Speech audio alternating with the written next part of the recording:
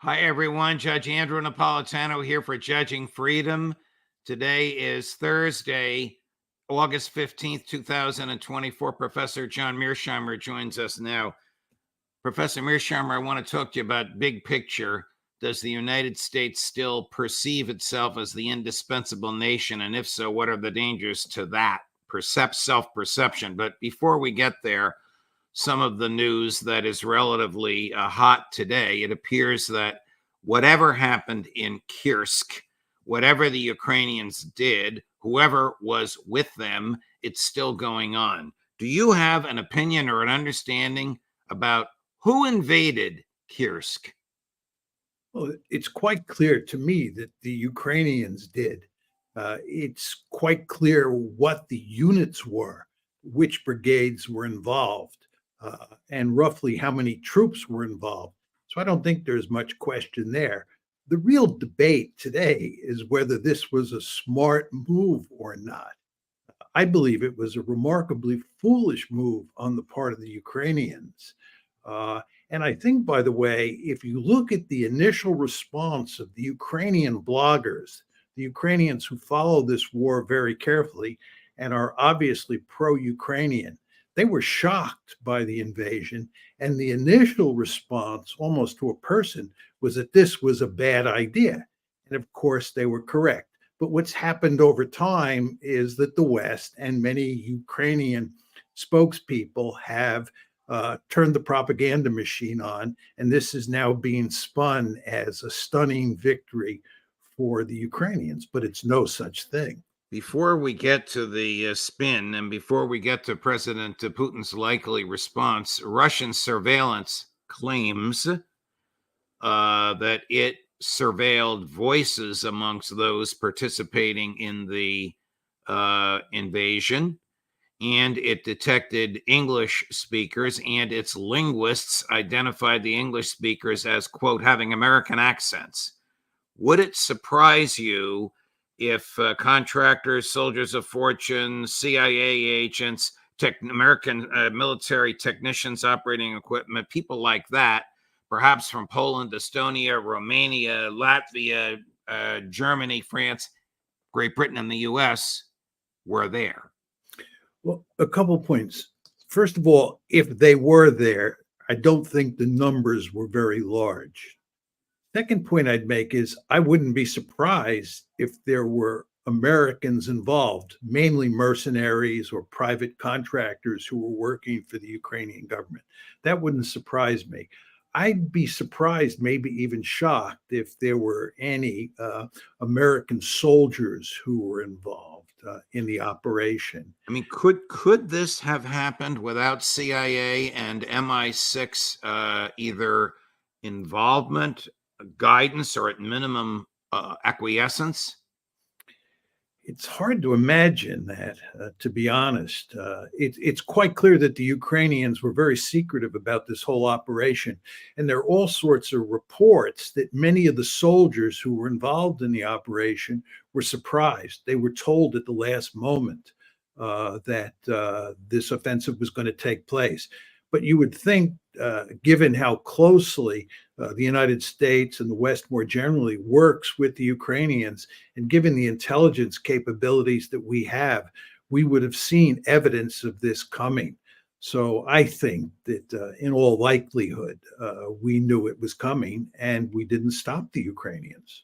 Did this foolhardy invasion put pressure on President Putin from the more nationalistic people around him, like, say, Dmitry Medvedev, former president of Russia, now deputy chair of their National Security Council, to get rough, to end this once and for all, to invade Kyiv, to do something dramatic and, from the Ukrainian perspective, catastrophic?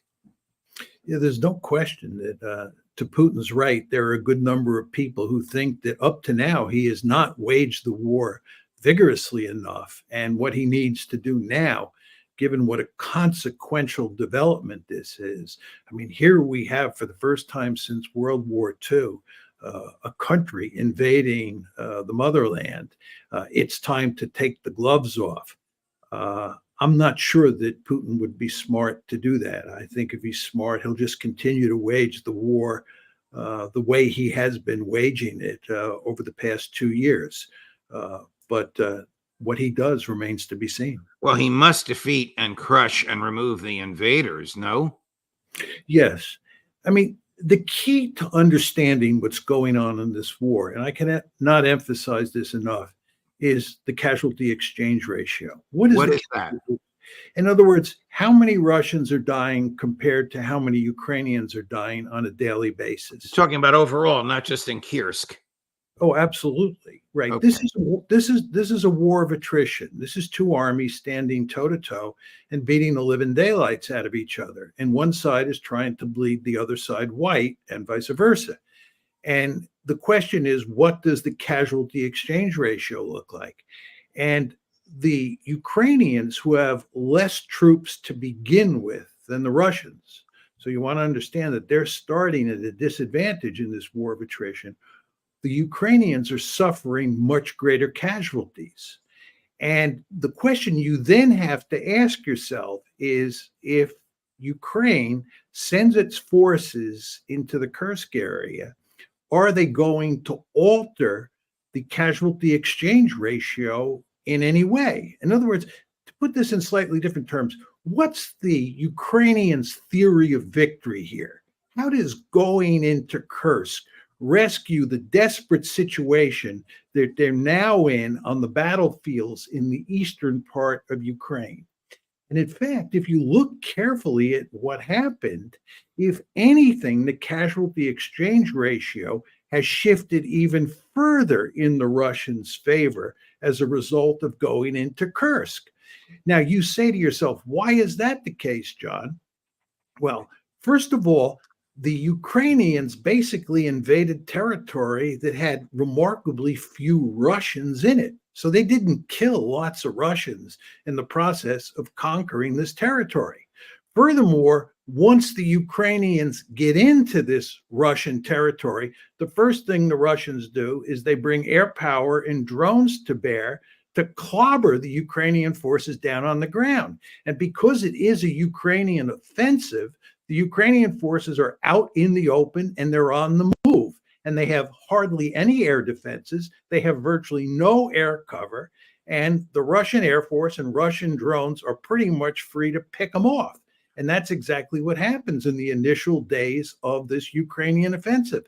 So if anything, the Ukrainians are suffering greater casualties than the Russians by a big distance in this Kursk offensive, which is just contributing to the overall problem they face in this war. I'm going to ask you what the actual casualty ratio is, but before we do that, I have to play this. This is President Zelensky 2 days ago crowing about the momentum he now has from the invasion in Kursk. Chris, number 12. All of us in Ukraine need to act as unitedly and effectively as we did in the first weeks and months of this war, when Ukraine seized the initiative and began turning the situation in favor of our state. We have done the same now. We have once again proven that in any situation, we Ukrainians are capable of achieving our objectives, of defending our interest and our independence. Political pap? Yeah, I mean, you used the word momentum. What does momentum mean? They gained momentum. What does that mean? Who cares whether they gained momentum? As I said to you before, I want to know, what is the theory of victory? My view is this is a war of attrition. How does this contribute to improving Ukraine's situation in a war of attrition? And the answer, it doesn't. He has no good answer as to how this operation in Kursk is going to work to Ukraine's advantage. That's where we are. His cheerleaders in America, and you'll see two of them in a minute, claim that he can now negotiate the exchange. This sounds ridiculous even to say, but this is what they claim. The exchange of Kursk for the exchange of the Donbass. I can't imagine Putin even considering that. You're right. This is a laughable argument, and it's exactly what you would expect, from people like Lindsey Graham and others. They make these sorts of arguments all the time. Meanwhile, Ukraine continues to suffer defeats on the battlefield and is going to end up suffering a catastrophic defeat. What is the ratio of deaths between the two countries? Is there a number? Do we know what it is? Is it 5-1, 3-2? Well, it's very hard to get a solid number because neither side gives official casualty figures. The Russians do talk about how many casualties there are on the Ukrainian side, but we can never be too sure or too certain how reliable those numbers are. Look, in a war of attrition, the key killer on the battlefield is artillery. And by almost all accounts, the Russians have somewhere between a 5-1 and a 10-1 advantage in artillery. So let's be conservative and say they have a 5-1 advantage. Furthermore, the Ukrainians themselves say that over 80+% of the casualties suffered in this war on both sides are the result of artillery. So if you have a situation where one side has a 5-1 advantage in artillery and 80% of the casualties on both sides, just use those numbers, right, is inflicted by artillery. That tells you the side with all that artillery probably has somewhere in the order of a 3-1 or 4-1 advantage in terms of killing people on the other side. So I, in the past, have said the casualty exchange ratio is probably 2-1, just to be very conservative. I would not be surprised for 1 second if it's 3-1. I would guess it's not 4-1, but even if it was 4-1, I wouldn't be shocked. Because again, artillery is the main killer on the battlefield, and the Russians have a huge advantage. Now, on top of that, and we do not want to underestimate this, the Russians have superiority in the air, and they're bringing massive air power to bear on the battlefield. They have all these smart bombs, which are inflicting huge numbers of casualties on the Ukrainians. So there is no question that the Russians have a huge advantage in terms of the casualty exchange ratio. And remember, as I said to you before, the Russians have more troops. They have more people to draw upon than the Ukrainians do. So you're going right where I want to go. The Mearsheimer version of E equals MC squared is power equals population plus wealth. Am I right? There's no question about that. Those are the building blocks. Okay. Power is wealth. So power equals population plus wealth. There's no comparison in population and wealth of Russia to Ukraine. Am I right? There is no question that you are right. And, The Economist just had a big story on how the Russian economy is flourishing, and that's flourishing compared to most Western economies. The Ukrainian economy is on its back. It is in deep-seated trouble. If the West wasn't backing up or propping up the Ukrainian economy, it would completely collapse. And in terms of population, we just went through those numbers. It's a 5-1 advantage, just to put it in very simple terms, in terms of population size between Russia and Ukraine. So here is a liberal Democrat from Connecticut and a conservative Republican from South Carolina, whose voting records don't match on anything except war. Listen to what they say. Cut 13 and then cut 12.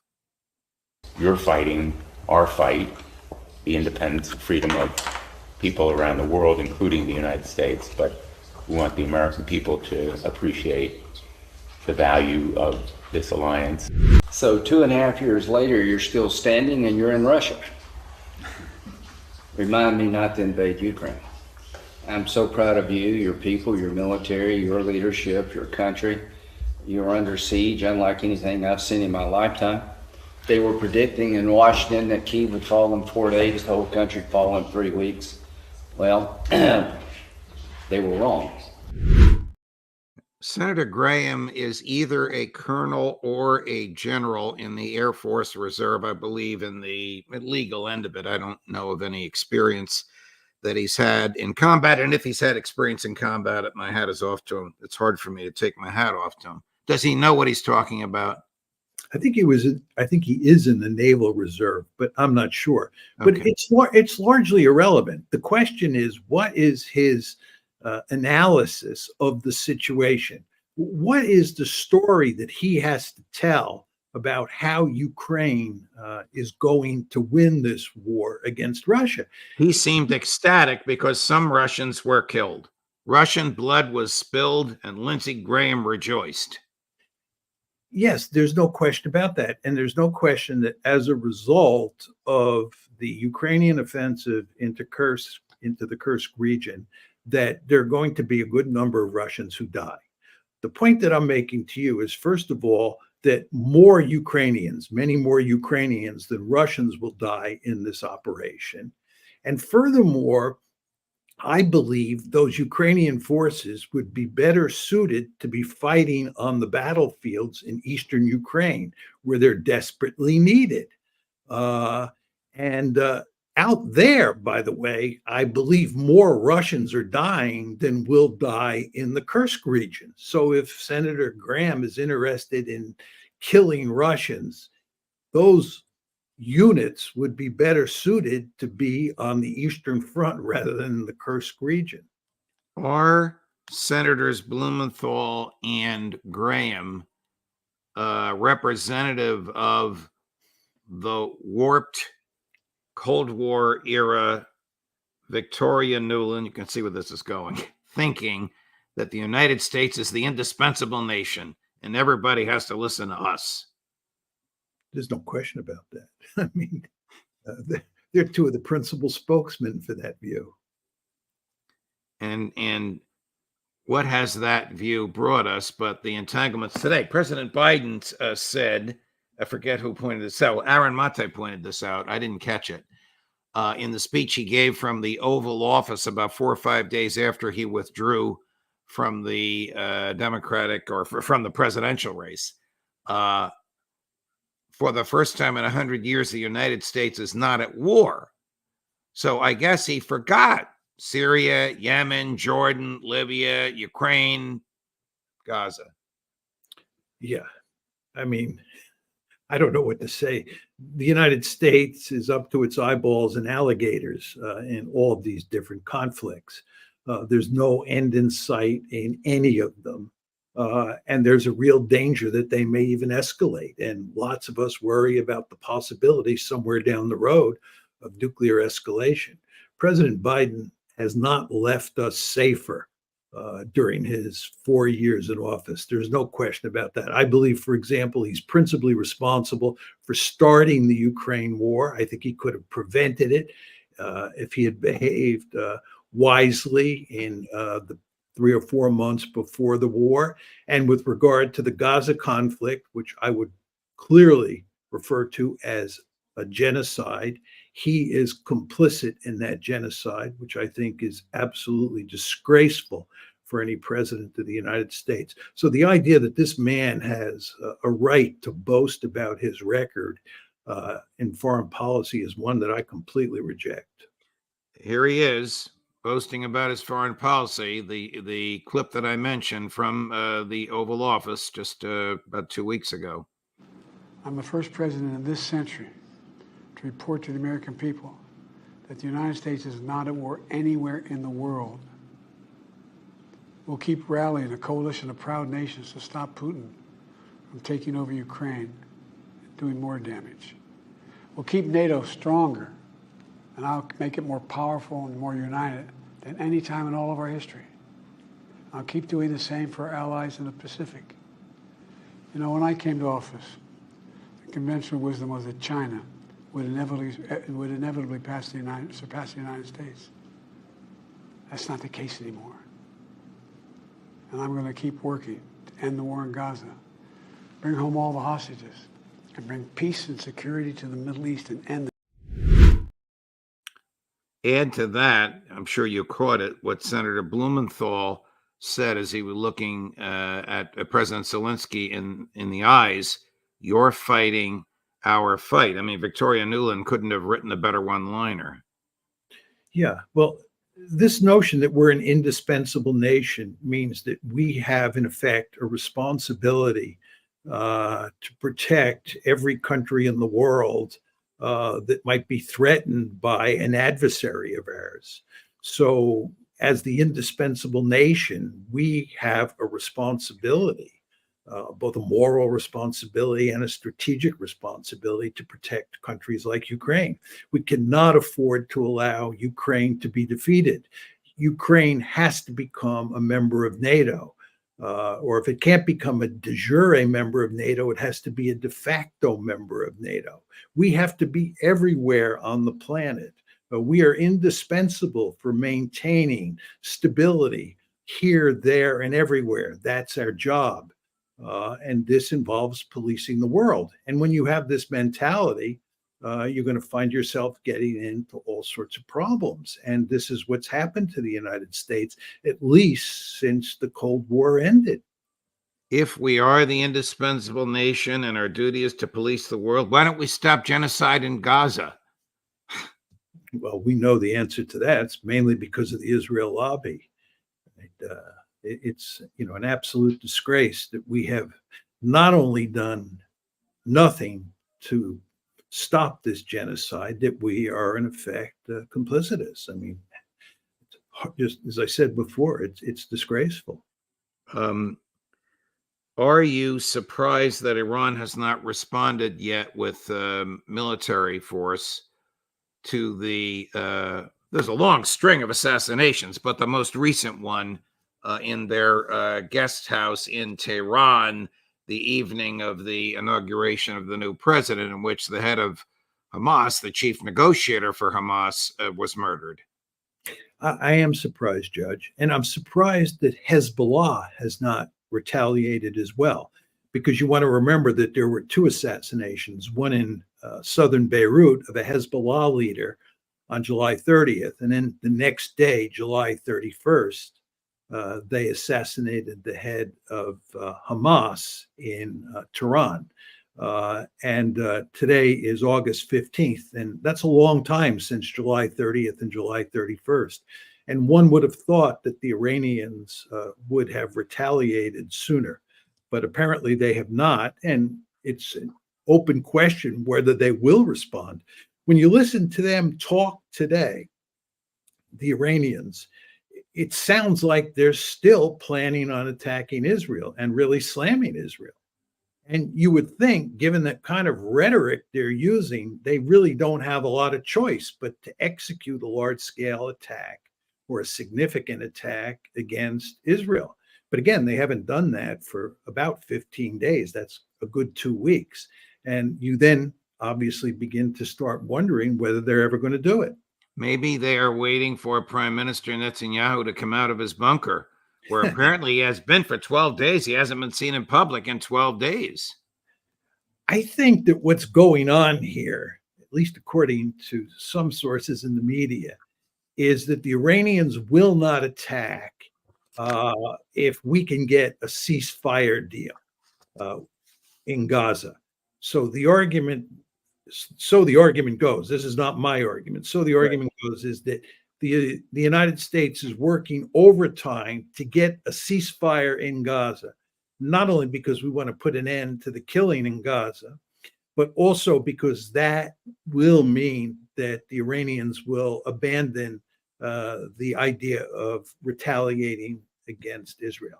That may be what's holding this up. The Iranians may just be waiting to see whether we can pull this off. But if there's a ceasefire in Gaza, this gentleman will not be very happy. Cut number 10. We are at the Temple Mount on Tisha B'Av. Today we commemorate the destruction of the temple, but we must also honestly acknowledge that there is significant progress here regarding the governance and sovereignty. The sight of Jews praying, as I said, Our policy is to permit prayer. But I'll say something else. We must win this war. We must win, not go to summits in Doha or in Cairo, but defeat them. Bring them to their knees. That's the message. We can defeat Hamas, bring it to its knees. That, of course, is Mr. Ben-Gvir, who's the head of their version of the FBI and a key member of Prime Minister Netanyahu's cabinet. And if he and his friend, Professor Mr. Smotrich, the finance minister, we have that full screen from Smotrich, so we have them both, who's calling a ceasefire effectively a surrender deal. If the two of them leave the cabinet, then Netanyahu is out of a job and all other things will happen to him.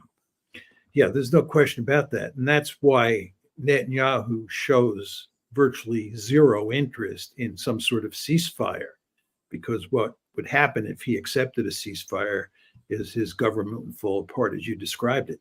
The problem that Netanyahu faces is that his defense minister, Yoav Gallant, and all sorts of senior military leaders, including the chief of staff, believe that it is impossible to achieve a total victory in Gaza. It's impossible to decisively defeat Hamas, and they therefore are calling for a ceasefire and getting the hostages back.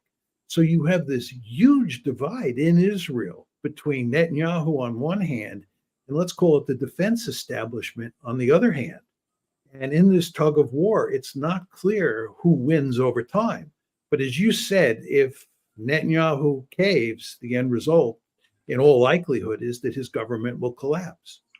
I neglected to ask you something when we were talking about Ukraine. I don't know if you know these people. I never heard of them. TF Global, whoever or whatever it is reporting this morning that General Syrskyi, the Ukrainian chief of staff of the military, is about to resign and to tell his troops to surrender. If true, would this surprise you?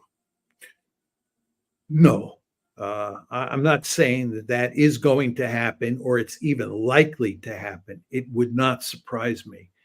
If you read the Ukrainian accounts and even the Western accounts, not all of them, but many of them, on what is happening on the front lines in eastern Ukraine, it is hard to imagine how the Ukrainians can continue these fights.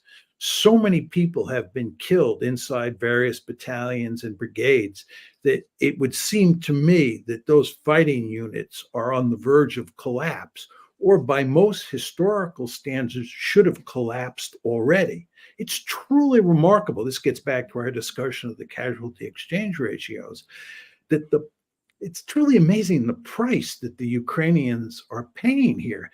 I don't understand for the life of me why people like Syrskyi and even Zelensky just didn't shut this war down months ago. They were doomed. And again, this gets back to our discussion about going into Kursk.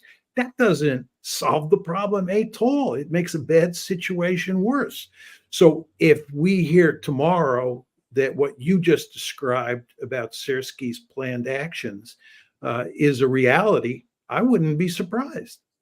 One last question.